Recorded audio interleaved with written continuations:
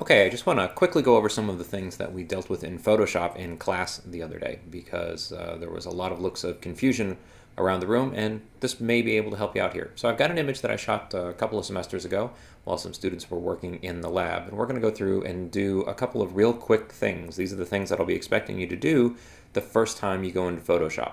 All right, so this image, we're going to do a crop on it first. So along the left-hand side, I've hit the crop tool, which is about the fourth or fifth, looks like the fifth item down there. It's got this funny set of angle brackets here, and you'll see that we've got this angle brackets here. First thing I'm going to do is make sure that width, height, and resolution across the top are all blank. If there's numbers in there, just highlight them and hit the delete key, and they'll go away. So what I can do now is come down into my image, and I'm just going to click and drag for the area that I want to include. Now, a quick lesson on cropping here. What I'm trying to do is just eliminate things that don't help my image.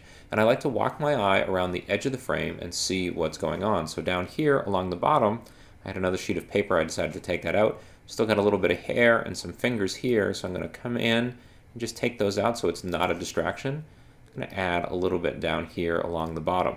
And there are points at the corners and in the middle that you can come in and you can drag. And you may see that it snaps a little bit. We can actually go in and turn that off if it's really bothering you. You can also come down around the corners and click and drag, and that'll allow you to rotate those crops, and that looks pretty good to me. I wish I had paid a little more attention so I had that corner looking a little better, but now I can just double click on this and that's going to go ahead and apply that crop.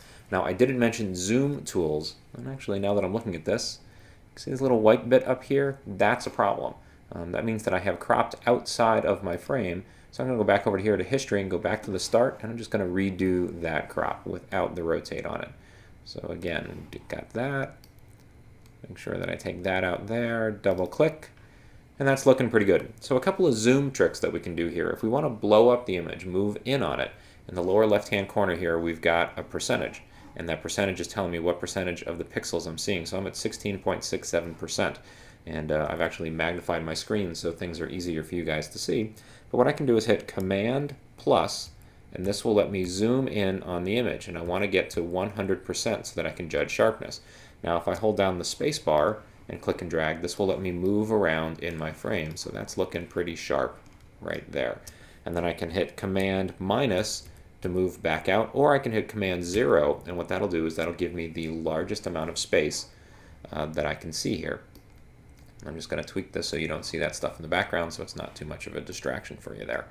All right, so that's the crop that I want on there, so that's looking pretty good. Now the next thing I want to do is I want to take a look at the levels. So I'm going to go up under Image, Adjustments, and Levels. I can also hit Command L to bring this up, and this will bring up my histogram, and I'm going to slide this down here into the lower right hand corner so it's out of the way. And the first thing I'm going to look at is the edges, and I'm seeing that right in here I have nothing.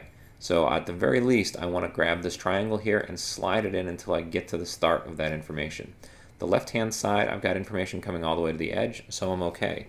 The next thing I'm going to do is hold down the Option key, and I'm going to come back over here to this right triangle and slide this in. And when I start seeing pixels pop up, see the red over there to the left? That's telling me that on the red channel, I have lost highlight detail, so I'm at 255 on red. Now there's nothing there that I'm really all that interested in, so I'm actually going to bring this all the way over and release it. And if I uncheck preview, you can see just a slight difference in the brightness of this image. Now if I'm holding down that Option key and moving the white slider to the right or the black slider to the left, and I get something that's either white or black appearing on there, that means that I'm at 255 across the board. I have no detail anymore, and I'm going to back off. So I'm going to start there. Now I'm looking at my histogram, and what I'm seeing in my histogram is this buildup of dark tones here to the left. Remember, we've got shadows to the left, highlights to the right. Now, I have some very dark tones. I've got these shirts in here, some hair up here. I also have a lot of bright tones, and I'm not really seeing that. And I've got some midtones in the skins here. So I know that those midtones should be a little more prominent. So I'm going to click OK and apply that, and come back up under Image, Adjustments, and go to Curves, which again would be Command M to bring that up quickly. And I'm going to move this sort of down and out of the way a little bit. And here what I'm going to do is I'm going to click and drag in the middle and bring this up so that I start to brighten the image.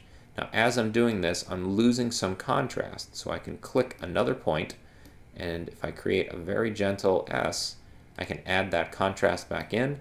If I added too much contrast, I can move that around and take some contrast out. So I'm going to get that to about where I want it to be.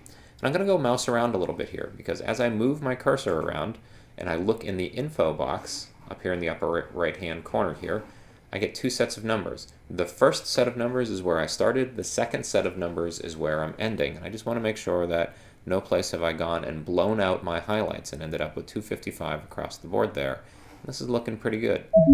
There's nowhere that I've got that 255 anywhere. So I'm going to go ahead and I can click preview and uncheck that so that I can see where I was and where I am, and that's looking pretty good. So I'm going to click OK. The next thing that I would do is come up under File, come all the way down almost to the bottom to File Info, and then I would come in and I would write my finalized caption in here and add the information, the IDs of who the students are. In my photo credit here, I should have some contact information, so I can go ahead and add my website, and then I'm going to hit return twice, and then I'm going to start putting the contact information for these. So I would put their names and then a phone number. I would also add in what they're wearing so that it would be easy for me to identify them. Now usually what I'll do is I'll actually put all of this information into that generic caption that we write in Photo Mechanics so that it's very easy, very simple to have that. Now when I'm done with all of this, what I want to do is I want to go to File and Save As. I don't want to do a save, I want to do a Save As. If I just hit Command S or go to Save, it's going to overwrite my original file. So I go to Save As, and then I'm going to click this, I'm going to open this up so it's a little easier to see, and I'm going to drop it into the desktop, because what we'll do is we'll drop these things on the desktop and then copy them onto the server and then onto your thumb drives. Now this looks like a bunch of numbers here, but this is actually my date code. I shot this on 2009, May 26th. 5990 was the class that this was in, and 005 is the sequence number, so that actually makes sense, even though it looks like it's all numbers. You would, of course, have already put your initials in there so that I can tell whose pictures are whose. And then I'm going to click Save, and then under JPEG Options, I want that quality to be at 12. Click OK, and I'm done. And once I'm done with the image, I can go ahead and hit the red dot here, and that will finish it up. Those are the basic things that I'm going to be looking for in our first couple of weeks in Photoshop.